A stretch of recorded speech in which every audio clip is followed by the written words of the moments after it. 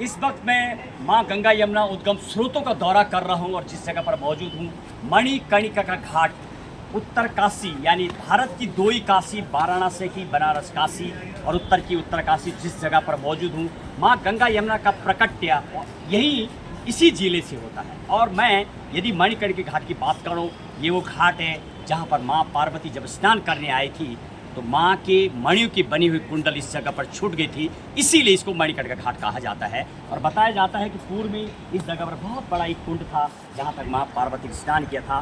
2012-13 की बाढ़, 76 की बाढ़, लगातार माँ गंगा अपना विकराल रूप में आती रहती है। और जब माँ गंगा ने अपना विकराल रूप दिखाया वो पत्थर और वो कुंडा समाप्त हो गया। बहरहाल अभी भी लोगों की आस्था, यहाँ पर देव डोलियाँ जब कथा होती हैं तो देव डोलियाँ स्नान करने आती है और इस जगह पर देव डोलियों के स्नान का भी एक पवित्र जगह माना जाता है। दिखाइए जरा मेरे सहयोग हरीश है। आज ये दाईं तरफ जो घाट बना हुआ, हालांकि जब से बीजेपी आई लगातार बीजेपी ने घाटों का बहुत ही भव्य दिव्य निर्माण किया है, लेकिन सफाई के नाम पर अभी भी प्रातःकाल और शाम को दोनों बार आरती होती है, लेकिन उसके बावजूद भी माँ गंगा का अभी भी गंदगी, यदि मैं तामाखानी की बात करूँ, टनल अभी वो कचरा वहाँ पर रुका हुआ है। अभी जिस केदार घाट की तरफ हम कवरेज पे गए थे वहाँ पर भी वाल्मीकि मोले से बहता हुआ कचरे का पानी, नदी किनारे कचरे, हालांकि कई अभियान नमामि गंगे, भारत स्वच्छ अभियान चल रहे। सबसे बड़ी बात, मेरी टीम जो आज का दौरा कर रही है इको सेंसिटिव जोन को लेकर के लगातार गतिरोध, नेता कुछ बोल रहा है, साइंस कुछ बोलती है, जनता कुछ और बोलती है।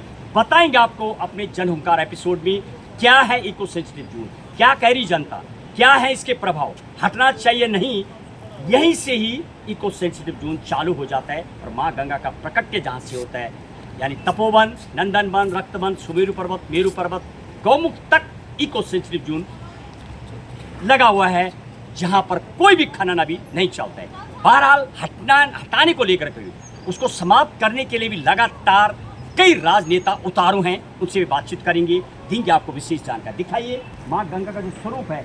हालांकि अब धीरे धीरे जैसे गर्मी बढ़ेगी, ग्लेशियर पिघलने तेज हो जाएंगी, माँ गंगा का विशाल रूप ही धीरे धीरे नजर आएगा। सर्दियों में माँ गंगा का सूक्ष्म रूप, 66 करोड़ से ज़्यादा लोगों ने कुंभ मेला में माँ गंगा के दर्शन किए और ये माँ गंगा का उद्गम है। आप बताइए इतना सूक्ष्म जल माँ गंगा का यहाँ पर यदि है तो प्रयागराज में कितना रहेगा। जब हम वहाँ पर कवरेज के लिए पहुँचे तो माँ गंगा का विशाल रूप, 42 से ज़्यादा नदी जो माँ गंगा के उसमें पड़ती है उस तमाम का वेग देखने को मिलता है। लेकिन बहरहाल यदि माँ गंगा यहाँ लुप्त हो गई, जिस हिसाब से धीरे धीरे जल हो रहा है, तो एक दिन समय आएगा जब माँ गंगा लुप्त भी हो सकती है, ऐसा बताया जा रहा है। मेरे साथ है रमोला जी, तो उनसे बातचीत करेंगे, जानने का प्रयास करेंगे। आप तो भक्त हैं, माँ गंगा में आपका यहाँ इस जिला में आपका जन्म भी हुआ है, बहुत कुछ जानते हैं लगातार समाज के बारे में।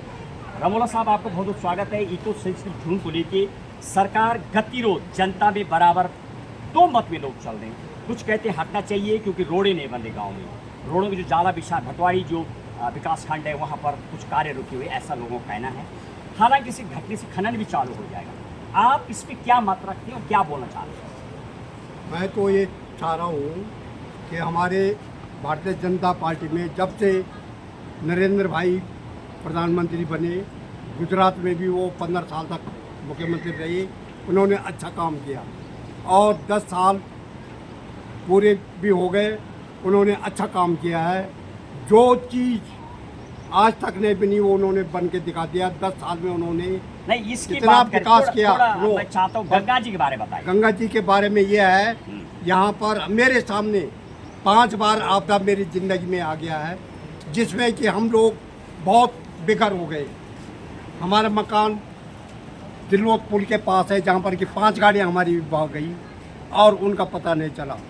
इसके बाद भी यहाँ पर दोनों तरफ दीवारें लग गई है, सब चीज़ हो गया है।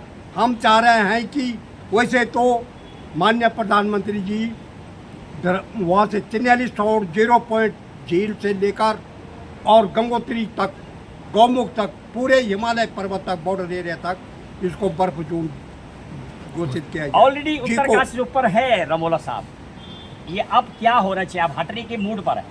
मैं तो ये कह रहा हूँ कि नहीं, ये बताइए। नहीं, ये नहीं हटना चाहिए। ये कभी भविष्य में जो है विकराल रूप धारण करके, जैसे पूरी की तरह ये पहाड़ टूट के प्लेन में आए, लोगों का पता नहीं चला, कई सैकड़ों लोग बहा गए, 2013 में भी बहा गए, केदारनाथ में भी क्या दशा हुई, उत्तरकाशी में क्या दशा हुई। इसी से भयंकर आपदाएं आ सकती है और हम लोग घर के बेघर हो सकते हैं।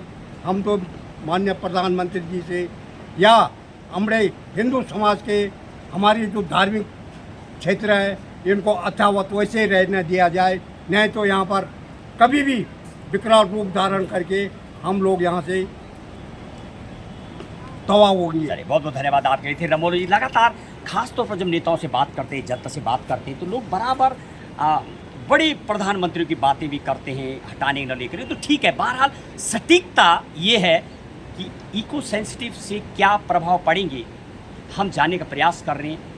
क्या सटीकता है, यदि वो हटता है तो क्या होंगे प्रभाव, और यदि वो लागू रहेगा तो क्या है उसके नुकसान, ऐसे भी आपको देंगे जानकारी। बहरहाल हम जनता को भी टटोल रहे क्या कहती है जनता इस पर। हरीश के साथ महेश बोगुणा, गंगा 24 एक्सप्रेस, उत्तरकाशी। माँ गंगा यमुना के उद्गम जिला मणिकर्णिका घाट से सीधे ग्राउंड जीरो की रिपोर्ट।